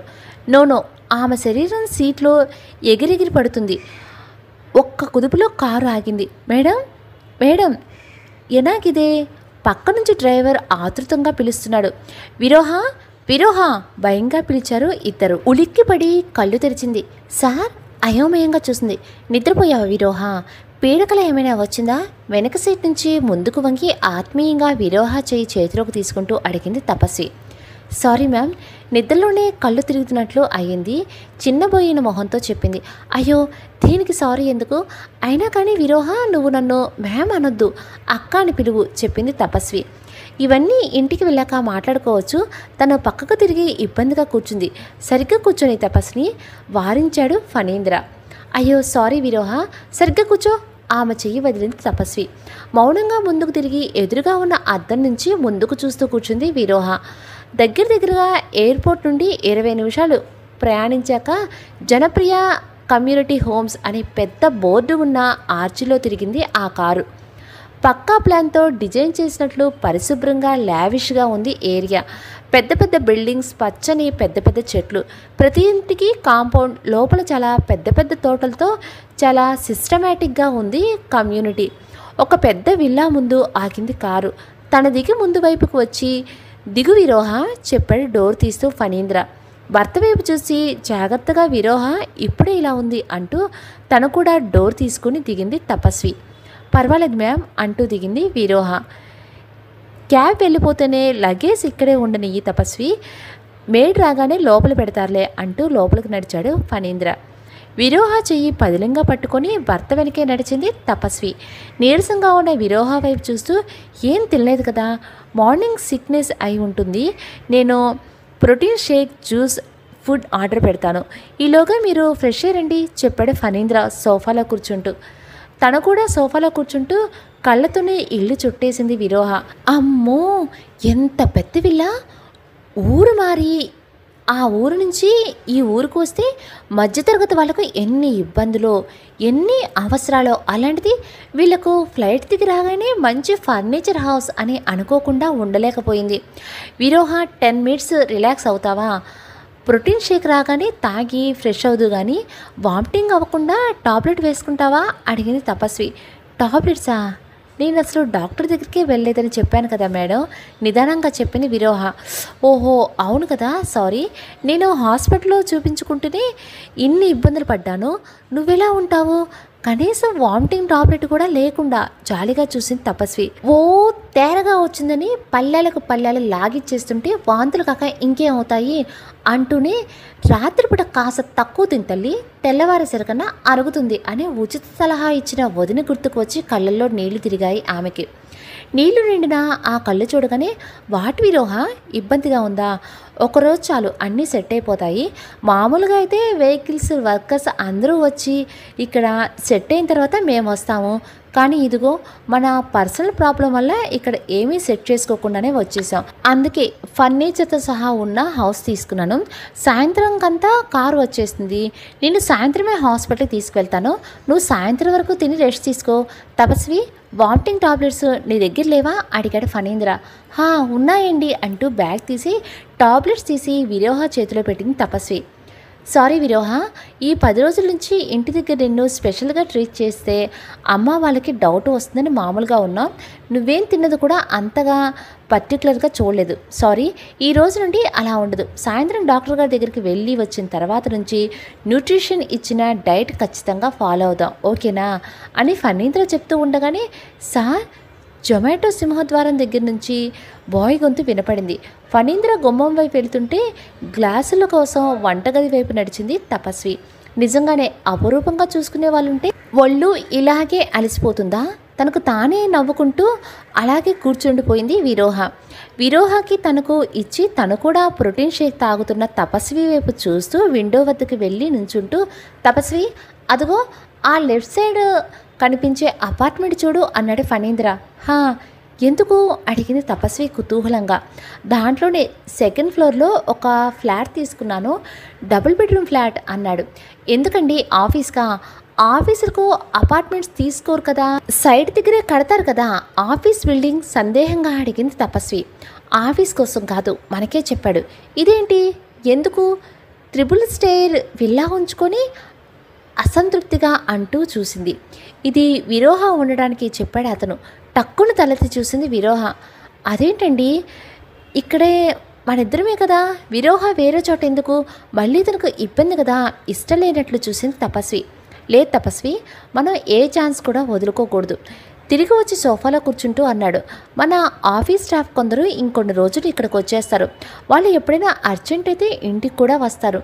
నీకు తెలుసు కదా, ఇంకా మీ మమ్మీ వాళ్ళు కానీ మా అమ్మ వాళ్ళు కానీ ఎప్పుడైనా నిన్ను చూడటానికి సడన్గా సర్ప్రైజ్గా రావచ్చు.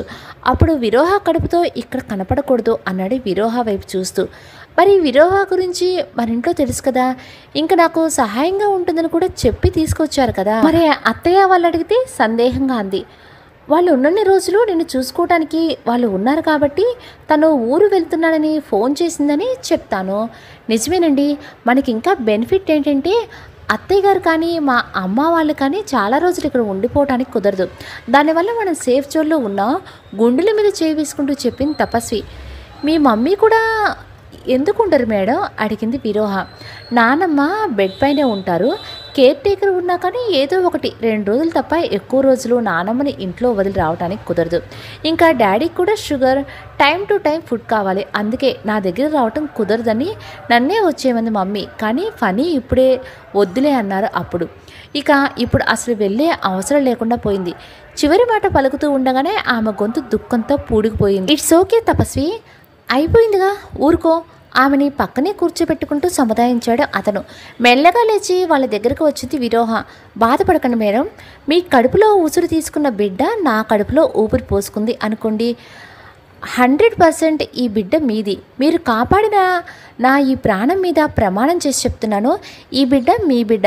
ఈ డెలివరీ అయిన మరుక్షణం నేను ఇక్కడ ఉండను. వేరే చోట జాబ్ చూసుకొని వెళ్ళిపోతాను. తపస్వి 2 చేతులు పట్టుకొని తన కడుపుపై పెట్టుకొని చెప్పింది విరోహ నమ్మకంగా. అభిమానంగా చెప్తున్న ఆమెను చూస్తూ ఒక్కసారిగా పైకి లేచి ఆమెను హత్తుకుపోయింది తపస్వి.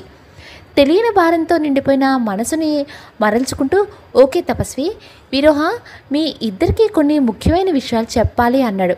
ఏంటండి అంటూ విరోహ చెయ్యి తన చేతులతో ఆత్మీయంగా పట్టుకొని ఆ పక్కనే కూర్చుంది తపస్వి. చూడండి, ఇద్దరు జాగ్రత్తగా వినండి. కారు షోరూమ్కి ఫోన్ చేశాను. మధ్యాహ్నం కంతా కారు వచ్చేసింది. ఇంకా కన్సల్టెన్సీ వాళ్ళకు కూడా ఫోన్ చేశాను. డ్రైవర్ ఇంకా మేడ్స్ అందరూ సాయంత్రానికి వచ్చేస్తారు. హాస్పిటల్లో సాయంత్రానికి అపాయింట్మెంట్ తీసుకుంటాను. ఇంకా రేపు ఉదయం ఇంట్లోకి మీకు ఏం థింగ్స్ కావాలో మొత్తం షాపింగ్కి వెళ్దాం. ఇక రేపు మధ్యాహ్నం నుంచి విరోహ అపార్ట్మెంట్కి వెళ్ళిపోతుంది. నువ్వు కూడా పగలంతా అక్కడే తనకు తోడుగా ఉండు. నైట్ నేను వచ్చి నిన్ను ఇక్కడికి తీసుకొస్తాను. విరోహ ఉండే అపార్ట్మెంట్ గురించి మన ఇద్దరికీ తప్ప ఇంకెవరికి తెలియకూడదు. నువ్వు నేను తప్ప విరోహ దగ్గరికి ఇంకెవరు వెళ్ళడానికి వీల్లేదు. అక్కడ మెయిన్ని అక్కడే పెడదాం. విరోహ దగ్గర అసలు తెలుగు అర్థం కాని వారుంటే కరెక్ట్. ఇంకో విషయం ఏంటంటే విరోహ దగ్గర ఉండే పని వాళ్లకు ఈ ఇంటి గురించి అస్సలు తెలియకూడదు. ఈ ఇంట్లో ఉండే వాళ్ళకు కూడా విరోహ ఆ ఇంట్లో ఉన్నదని తెలియకూడదు. ఇంకా ముఖ్యమైన విషయం ఏమిటంటే విరోహ బేబీ బంప్ ఎలా ఉందో అబ్జర్వ్ చేసి నువ్వు కూడా అంతే బేబీ బంప్ క్యారీ చేయాలి. ఈ విషయం మన ముగ్గురికి తప్ప ఇంకెవరికి తెలియకూడదు. ఇంట్లో ఉన్న పని వాళ్ళు కూడా నువ్వు ప్రెగ్నెంట్వే అనుకోవాలి. జాగ్రత్తలు చెబుతున్నట్లుగా ఖచ్చితమైన కంఠంతో చెప్పాడు ఫణీంద్ర. అదేంటి, అక్కడున్న పని వాళ్ళకు తెలుగు రాకపోతే ఎలా? విరోహకి కష్టం అవదు భయంగా అంది తపస్వి. ఏం కాదు, వాళ్ళకు తెలుగు వస్తే మన రహస్యం తెలుసుకుంటాకి ఇంకా ప్రాబ్లం. తర్వాత మనం వాళ్ళకి భయపడాలి. ఈ 5 నెలల్లో కూడా విరోహ ప్రెగ్నెంట్, తను సింగిల్గా ఉంటుంది. తనని చూడటానికి తన ఫ్రెండ్గా నువ్వు రోజు అక్కడికి వెళ్తావు. నువ్వు కూడా ప్రెగ్నెంట్వే, అంతే తెలియాలి వాళ్ళకు. మనం రాత్రి టైంలో కూడా ప్రతి క్షణం ఫోన్లో తనకు అవైలబుల్గా ఉందా. 5 months ఎంతలో గడిచిపోతాయి వివరంగా చెప్పాడు ఫణీంద్ర. నిజమేనండి, ఎవరికి తెలిసిన ప్రాబ్లమే. విరోహ చేయి గట్టిగా పట్టుకుంది అంది తపస్వి. అందుకే నువ్వు కూడా చాలా జాగ్రత్తగా ఉండాలి. బేబీ బంప్ అనేది నీ శరీరంలో ఒక భాగంలా ఉండాలి గట్టిగా చెప్పాడు. ఓకే అండి, తప్పకుండా నేను చాలా జాగ్రత్తగా ఉంటాను. మన ఇంటికి ఎవరైనా వచ్చినప్పుడు విరోహాన్ని ఒంటరిగా వదలాల్సి వస్తుంది. కొంచెం దిగులుగా అంది తపస్వి. ఏం కాదులే, ఎన్ని రోజులు కాదుగా, అప్పుడు చూద్దాంలే. విరోహ ఆకలి వేస్తుందేమో, ఫ్రెష్ అయ్యి టిఫిన్ చేద్దాం చెప్పాడు ఫణీంద్ర. తమ విల్లా ఏరియాకి కొంచెం దూరంలో ఉన్న నర్సింగ్ హోమ్కి తీసుకొచ్చాడు ఫణీంద్ర. కారు దిగుతానే, ఇదేంటండి సూపర్ స్పెషాలిటీ హాస్పిటల్కి తీసుకువెళ్లకుండా ఇక్కడ తీసుకొచ్చారు, కళ్ళు చిట్లిస్తూ చూసింది తపస్వి. మంచి డాక్టరట, తెలుసుకునే తీసుకొచ్చాను, పదండి లోపలికి అంటూ విరోహ చేపట్టుకుని లోపలికి నడిచాడు. గట్టిగా బిగిసిన అతని చేయి వంక చూస్తూ కొంచెం ఇబ్బందిగా అతని వెనకే నడిచింది. కన్సల్టింగ్ హాల్లో కూర్చున్న అందరూ తమ కన్నా పై మెట్టులో హైవేగా కనిపిస్తున్న క్లాసీ బట్టల్లో మెరిసిపోతున్న వీరి వంక ఆశ్చర్యంగా చూశారు. చెప్పండి, సూపర్ స్పెషాలిటీ హాస్పిటల్కి వెళ్ళసిన వారు ఇక్కడికి వచ్చారేంటో అనే భావంతో చూస్తూ అడిగింది నర్సు. ఉదయం ఫోన్ చేసి అపాయింట్మెంట్ తీసుకున్నాను చెప్పాడు.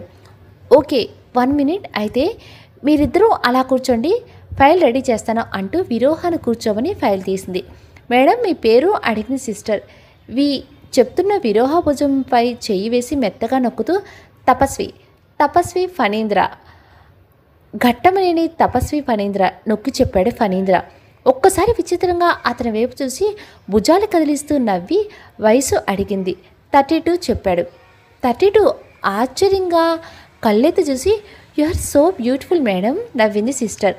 బ్యూటిఫుల్ అని పొగిడిన చిరునవ్వు కూడా నవ్వకుండా అలాగే కూర్చున్న విరోహ వైపు చిత్రంగా చూసి ఓకే మేడం, బీపీ చూడగానే లోపలికి వెళ్దురు చెప్పింది సిస్టర్. మేఘాల నుండి మంచు పూలు రాలుతున్నట్టు చిక్కటి మంచు తెల్లగా రాలుతుంది.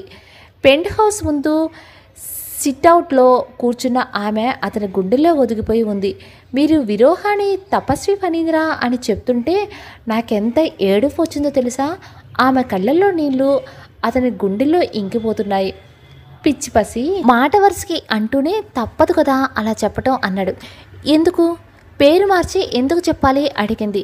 మన బర్త్ సర్టిఫికెట్లో నీ పేరు ఎలా వస్తుందనుకున్నావో అడిగాడు. అంటే నాకు అర్థం కాలేదు. మన బేబీ బర్త్ సర్టిఫికెట్కి తీసుకువెళ్ళేటప్పుడు మనమే తల్లిదండ్రులని రాయించుకోవచ్చు కదా. నో, అలా కాదు. బేబీ పుట్టగానే హాస్పిటల్లో మన ఇద్దరం ఆధార్ కార్డులు ఇచ్చి బేబీకి పుట్టబోయే పేరు చెప్పిస్తే వాళ్ళు అక్కడ బర్త్ రిజిస్ట్రేషన్ ఆఫీస్లో బర్త్ డీటెయిల్స్ పేరెంట్స్ డీటెయిల్స్ ఇచ్చేస్తారు. అప్పుడు వాళ్ళు బర్త్ సర్టిఫికేట్ ఇస్తారు వివరంగా చెప్పాడు. మరి విరోహ డెలివరీ అయ్యి నా ఆధార్ ఇస్తే వాళ్ళకు దొరికిపోమా అడిగింది. ఆధార్లు వచ్చినప్పటి నుంచి ఇప్పటికీ మీ ఫేస్లు కొంచెం అన్నీ చేంజ్ అవుతాయి. ఇంకా మన ఆధార్ ఫోటో సంగతి చెప్పనక్కర్లేదు. ఒక జోక్ కూడా ఉంది. మనం చనిపోయిన తర్వాత ఎలా ఉంటామో చూసుకోవాలంటే ఆధార్లో ఫోటో చూసుకోవాలట అని నవ్వాడు. కాబట్టి నీ ఆధార్ ఇచ్చిన వాళ్ళంతా పర్టికులర్గా ఫోటో చూడరు. ఇంకా చెప్పాలంటే ఇలాంటి విషయాలు అసలు మోసాలు ఉండవు కాబట్టి అంతగా పట్టించుకోరు. మన మొహాలు చూసి బర్త్ సర్టిఫికెట్లు ఇస్తాము అనరు. ఇంకా ఐరిస్లు ఫింగర్ ప్రింట్స్ అడగరు. సో హాస్పిటల్ వాళ్ళు ప్రాసెస్ చేస్తే మనం ఎవరు వెళ్ళినా సరే బర్త్ సర్టిఫికేట్స్ తెచ్చుకోవచ్చు అన్నాడు. మరి ఏ హాస్పిటల్ అయినా బర్త్ సర్టిఫికేట్ ప్రాసెస్ ఒకటైనప్పుడు ఇంత చిన్న హాస్పిటల్కి ఎందుకు చూపించారు ఇష్టలేనట్లు చూస్తూ అంది.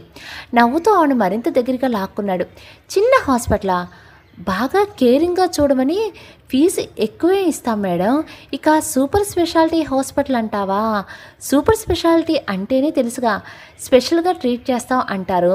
ఆ టెస్టు ఈ టెస్టు బ్లడ్ శాంపిల్స్ అది కావాలి ఇది కావాలి, స్టెమ్స్ సెల్స్ తీస్తాము, అవసరమైతే డిఎన్ఏ టెస్ట్ చేస్తాము అంటూ డబ్బుల కోసం రకరకాల టెస్టులు చేస్తామంటారు. ఎక్కడో ఒక చోట వాళ్ళ చేతులు దొరికిపోతాం. తప్పించుకోవటం మన వల్ల కాదు. అందుకే మంచి లేడీ డాక్టర్, మిడిల్ క్లాస్కి అందుబాటులో ఉన్న డాక్టర్ని అడిగితే తెలిసిన వారు ఇవన్నీ రికమెండ్ చేశారు చెప్పాడు. ఆమె కింద పెదవిని చూపుడు వెళుతూ సుతారంగా మేడుతూ.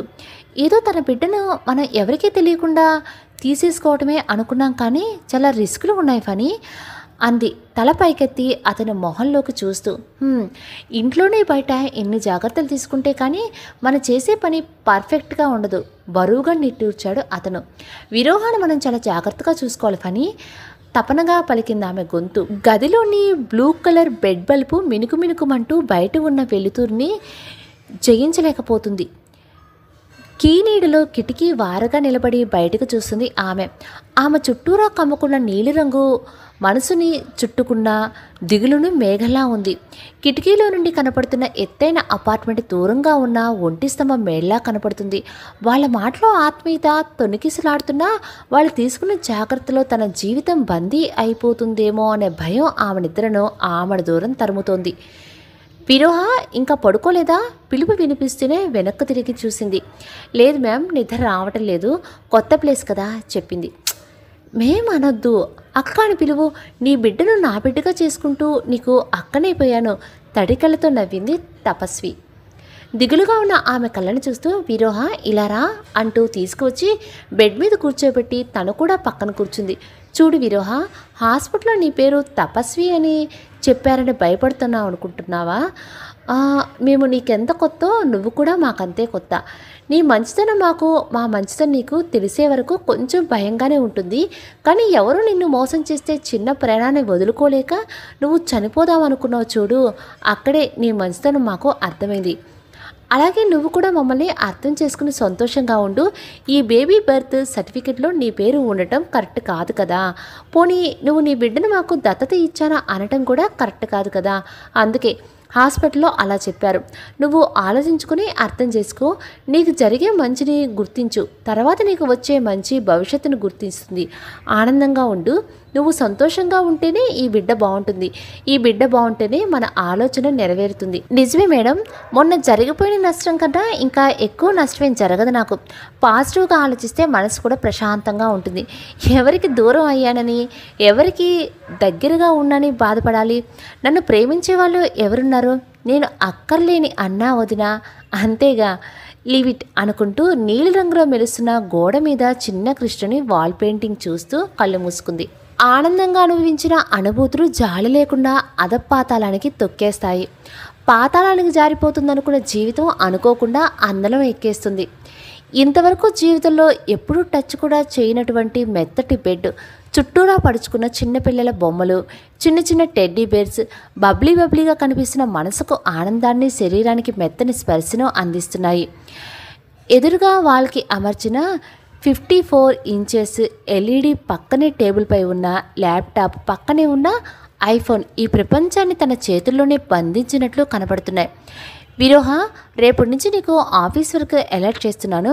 ఇంట్లో నుంచే చేద్దు. వర్క్ చేస్తూనే మైండ్ ఫ్రీగా ఉంటుంది. తనని ఇక్కడ అపార్ట్మెంట్లో దించి వెళ్ళిపోయేటప్పుడు ఫణీంద్ర అన్న మాటలు గుర్తుకొచ్చాయి. అమ్మయ్య, తనకు మళ్ళీ జాబ్ వచ్చినట్లే. ఇక అన్నయ్య మీద ఆధారపడలేను, సంతృప్తిగా అనిపించింది. తపస్వి కాలింగ్. ఫోన్ వాయిస్ వింటూనే నవ్వుతూ ఫోన్ లిఫ్ట్ చేసి, చెప్పండి మేడం, ఇప్పుడేగా వెళ్ళారు, ఇంట్లోనే కాల్ చేశారో అడిగింది. మేడం కాదు, అక్క అని పిలువు, అప్పుడే చెప్తా, చిరుకోపం నటిస్తూ అంది తపస్వి. ఓకే అక్క, చెప్పు, నవ్వుతా అంది విరోహ. ఒకని విషయం చెప్పడం మర్చిపోయారట ఫణీంద్ర. బెడ్రూమ్లో కూడా సీసీ కెమెరా పెట్టించారట, చూసుకోమన్నారు. వాష్రూమ్ పక్కనే డ్రెస్సింగ్ ఏరియా ఉంది కదా, అక్కడే డ్రెస్ చేసుకో. మళ్ళీ గబుక్కున్న బెడ్రూమ్లోకి వస్తావేమో. ఆ సీసీ కెమెరాస్ మా ఇద్దరు ఫోన్స్కి అటాచ్ అయి ఉన్నాయి. అదే చెప్పమంటే ఫోన్ చేశాను చెప్పింది తపస్వి. బెడ్రూమ్లో సీసీ కెమెరాసా? విభ్రాంతితో అడిగింది విరోహ. హాయ్ అండి, స్టోరీ మీకు నచ్చింది అనుకుంటున్నాను.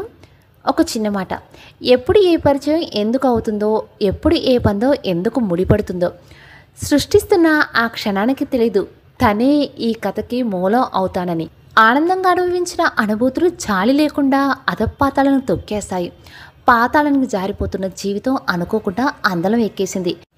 మరి మనసు పొరల్లో గూడి కట్టుకున్న ఈ అనుభవాలు విరోహ జీవితంలో ఎటువంటి ఆలోచనలు తెప్పిస్తాయి? ఈ ఆలోచనల వల్ల తపస్వికి వచ్చే ముప్పేంటి? ఫణీంద్ర ఎదుర్కోవాల్సిన అనుభూతులేంటి? ఆ అనుభూతులు తీయగా మార్చుకుంటాడా, లేదా చేదు అనుభూతులుగా మిగిల్చుకొని అలా ఉండిపోతాడా? ఈ క్వశ్చన్స్ అన్నిటికీ ఆన్సర్ తెలియాలంటే రేపు మార్నింగ్ వరకు వెయిట్ చేయాల్సిందే. రేపు మార్నింగ్ ఈ ఆన్సర్స్ అన్నీ నేను మళ్ళీ మీకు చెప్తూ పోస్ట్ చేస్తానండి. అన్నట్టు స్టోరీ నచ్చింది కదా, ఒక చిన్న లైక్ చేసేసేయండి. మీలా ఇలా స్టోరీస్ వినేవాళ్ళు ఎవరైనా ఉంటే కనుక వాళ్ళకి మన ఛానల్ని ఫార్వర్డ్ చేయండి. ఓకేనా? రేపు మార్నింగ్ మళ్ళీ మీ అందరిని నేను కలుస్తాను. అప్పటి వరకు నమస్తే.